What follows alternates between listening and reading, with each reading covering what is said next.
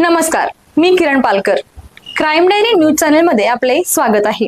पाहूयात आजच्या ताज्या बातम्या. कोल्हापूरमध्ये घरफोडी करणाऱ्या सराईत चोरट्याला स्थानिक गुन्हे अन्वेषण शाखेने जेरबंद करत मोठी कारवाई केली आहे. या कारवाईत सोन्याचे दागिने, रोख रक्कम असा तब्बल 2,20,000 रुपयांचा मुद्देमाल जप्त केला आहे. करवीर तालुक्यातील सरनोबतवाडी येथे 26 जून ते 3 जुलै दरम्यान बंद घराचा दरवाजा खोलून अज्ञात चोरट्याने सोन्याचे दागिने आणि रोख रक्कम लंपास केली होती. या प्रकरणी गांधीनगर पोलीस ठाण्यात गुन्हा दाखल झाल्यानंतर स्थानिक गुन्हे अन्वेषण शाखेने तपासण्याची चक्रे वेगाने फिरवली. तर माहितीच्या आधारे पोलिसांनी सरनोबतवाडी परिसरात सापळा रचून संशयित यश संतोष जाधव याला ताब्यात घेतले. चौकशीत त्याने घरफोडीची कबुली दिली. आरोपीकडून चोरीतील 3 पदरी सोन्याची माळ, रोख रक्कम आणि इतर मुद्देमाल असा एकूण 2,20,000 रुपयाचा ऐवज जप्त करण्यात आला आहे. सदरची कारवाई माननीय पोलीस अधीक्षक किलोत्पर, अप्पर पोलीस अधीक्षक अण्णासाहेब जाधव, उपविभागीय पोलीस अधिकारी करवीर विभाग यांच्या मार्गदर्शनाखाली स्थानिक गुन्हे अन्वेषण शाखेतील पोलीस निरीक्षक सुशांत चव्हाण, पोलीस उपनिरीक्षक जाधव, पोलीस अंमलदार वैभव पाटील, प्रदीप पाटील, संतोष बर्गे, महेंद्र कोरवी, शिवानंद मठपती,